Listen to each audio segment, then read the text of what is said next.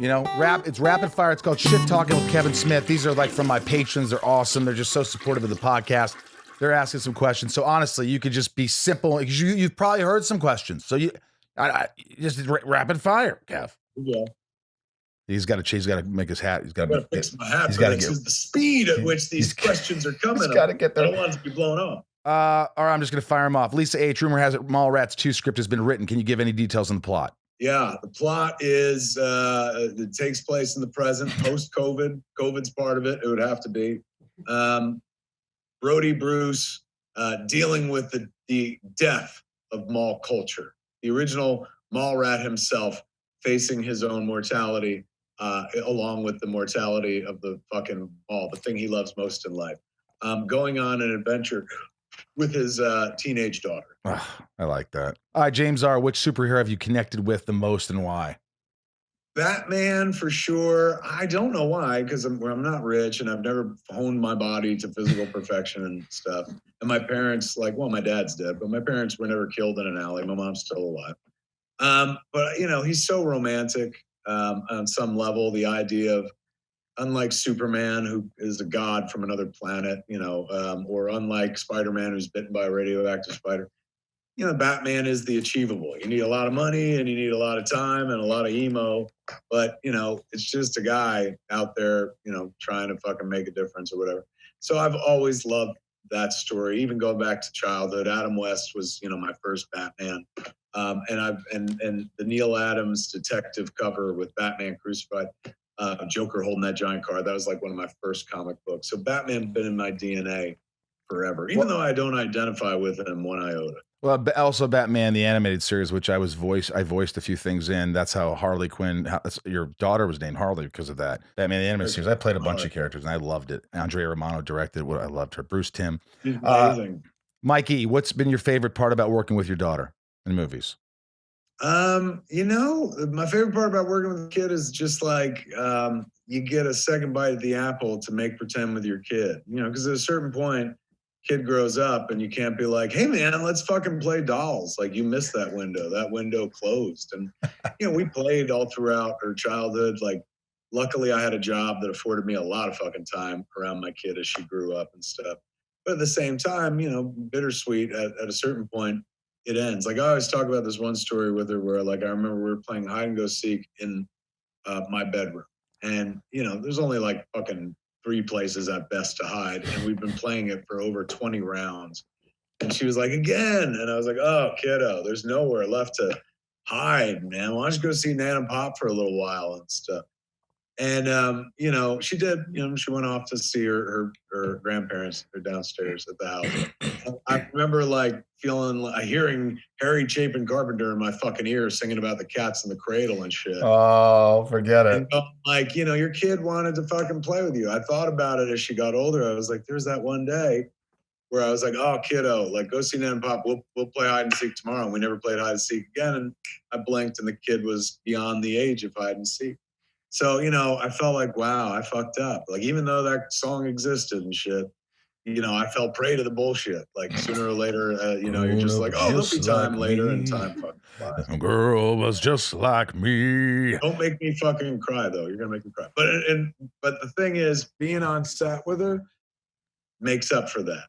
Suddenly, I'm an adult, she's an adult, but we are making pretend. It is like she's a kid again, where it's like, oh, you stand here and fucking say this. I'm going to stand here. Well, I'm not going to say anything, but and Jay is going to be this guy. Go. That's cool. That's the most gratifying. Yeah. That's fucking cool, man. Carly T. Chasing Amy was a beautiful love letter to being young and in love and the endless possibilities of and fluidity of romance. Have you ever considered revisiting the topic with characters in their 30s or 40s? No, because Chasing Amy I love Chasing Amy. It's a wonderful movie, but I had to go through painful fucking shit to make Chasing Amy. You were dating Lauren. Joey Adams, Joey Lauren Adams. Yeah, we were dating. That's the movie's kind of based a little bit on our relationship to some degree. Was it hard dating someone who's the lead actress in your movie? No, it was wonderful. I think it got hard after the movie came out. Because, suddenly every piece of press we were doing was together. And, the story was just the director and his girlfriend, the star of the movie and stuff. And, you know, for me, that's great. For Joey, you know, I'm sure she, at a certain point, as much as I know she loves chasing Amy and loved the role and stuff, but, you know, she didn't come to this business to be an appendage. You know what I'm saying? Like, Chasing Amy was, even though she got nominated for a Golden Globe and shit like that, you know, it was, I got a lot of attention for the movie because it had a nice little comeback story to it. Like, Mallrats should have killed him, but oh shit, who knew he had this in him and stuff. So that played a part. I remember, like, Joey told me, like, she went to a meeting at ICM, and the agent she met with was like, "Are you still dating Kevin Smith?" And she's like, "Yeah." And he's like, "How long do you think that's going to last after this?" And she's like, "What do you mean?" He's like, "Come on." And, you know, I remember she came home from that meeting. She told me, I was like, number one, fuck ICM. Don't be rep there. But number two, dude wasn't wrong. Like, we wound up breaking up shortly thereafter and stuff like that. So I always say that our relationship was sacrificed on the altar of Chasing Amy. We had a cool little relationship, but then it became fodder for the movie, which, you know, I never regret because it was for her. You know, I was, of course, you know, I was head over heels for Joey. And Joey's dream was to be taken seriously as an actress. Her first role was, you know, she was the girl who took Bud Bundy's virginity on Married with Children. And she was like super tight with Parker Posey. And Parker Posey the year before had done Party Girl and like fucking broke huge, and every magazine, newspaper wrote about her. She was like the girl of the year and stuff.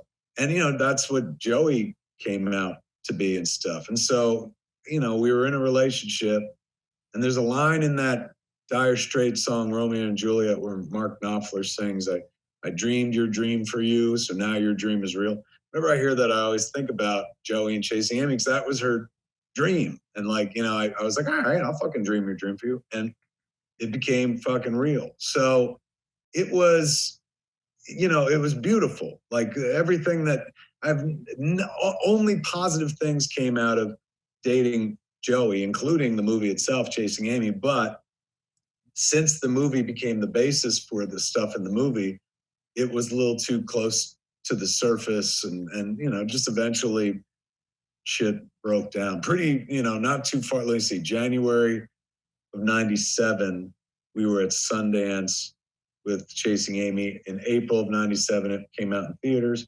And then we broke up in July, a few months later and stuff. And we had dated for like a total of 2 years. But, you know, I can never feel regret about the relationship ending. You know, I'm in a marriage and I've been married for years and happy, and she's in a marriage, she happy too. But more importantly, that little snapshot of our entire fucking relationship and the dynamic, because I was very much like Holden, very like jealous and shit, is preserved. Like, you know, Wow. and it also gave both of our careers like an incredible boost and stuff. Yeah. Wow. I'm so glad when I said rapid fire that for that question, you fucking, no, I am, because if you would have rapid fire because that was beautiful. That's a beautiful, it's like this, it just will live forever. You know, that moment, it's a moment in time. It's a beautiful thing. It's just, I'm glad. Thank you for that. Last one, Jason W. Kevin, I wanted you to know your heart attack motivated me to see my doctor, as I had been sick for about 3 months. I changed my diet, began exercising. By June, July of 2018, I no longer had congestive heart failure. Thank you, brother, for being my motivation to make changes. That fucking rocks. I Dude. mean, the heart attack, the many good things that came out of the heart attack, one of which was like, I went vegan and wound up dropping a bunch of weight, and fucking my cholesterol dropped, and like, yeah, I'm not in great shape, but I'm in better shape than I've been like almost my entire fucking life. That was a positive that came out of it. The perspective, once that happens, you're like, I don't wait for anything. Now it's like, we ain't got time. We got to go, because fucking tomorrow I might drop dead and shit. But the side benefit has been, you know, because you go out there and tell the story and stuff. And I was on like Colbert, told the story, a bunch of talk shows and whatnot.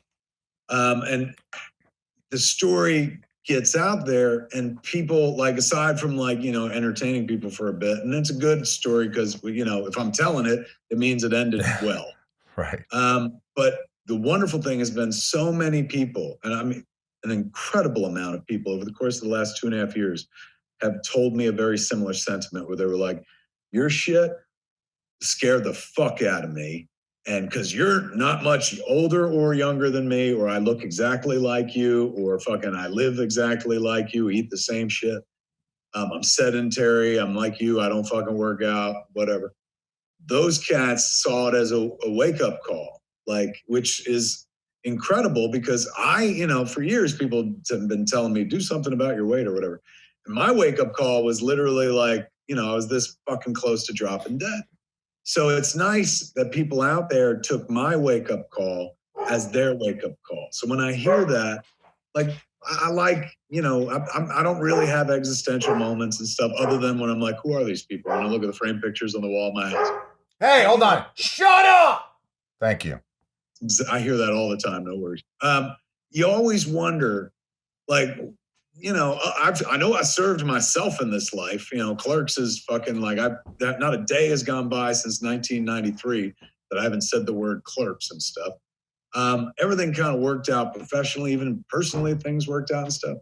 But you wonder, like, you know, if I wasn't here, did the world benefit? Would it have changed? And because of, like, aside from the movies, people are like, oh yeah, I like those movies. Without you, there wouldn't have been a Clerks. Like, never mind that.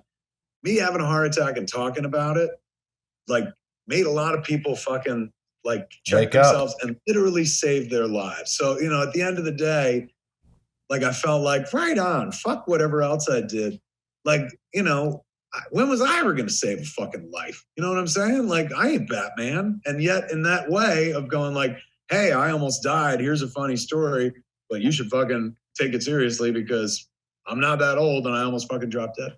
Because that bunch of motherfuckers are above ground today. That makes me feel buddy. I mean, that's what I mean. The show, it's like just little things, like not big things like that. But when you tell your story, it's amazing how I had no idea the impact. Like, just whoever listens, when they hear that story, it might just give them a boost to be like, hey, you know, that's it. When you see somebody who has so much fame, so much success, and well, you're self-deprecating, so you'll talk about the bombs as well. But like, you see that and you're like, death will go, it goes after anyone. It doesn't matter who the fuck you are. He's successfully shooting a movie. He's doing something at and he's gone. Sumner Redstone just passed away. You know, made it into his 90s, but like, Sumner Redstone controlled Paramount, Viacom at one point, one of the richest men in the world, a multi-billionaire and stuff. It don't stop the inevitable. Like, you can't buy off death or anything like that. So take care of yourselves. He certainly did. He made it well into his fucking 90s. But take care of yourself. It's always worth spending an extra buck or two to look in on your health because, you know, I know it's tough financially in the world, and sometimes you got to figure out whether to pay fucking rent or food, but neither of those things matter anymore if you check out. So always take the extra buck if you have to. Spend it on yourself, man. Like you do for so many people in this fucking world. You do for your parents, you do for your boyfriend, girlfriend, you do for your kids, you do for strangers, you do for friends. Do for yourself. Look in on your own health. Just make sure everything's okay because you never fucking know. Dude, you're glorious. I can't thank you enough for your time and your insight. It's been absolute fun. We can do it again anytime you want.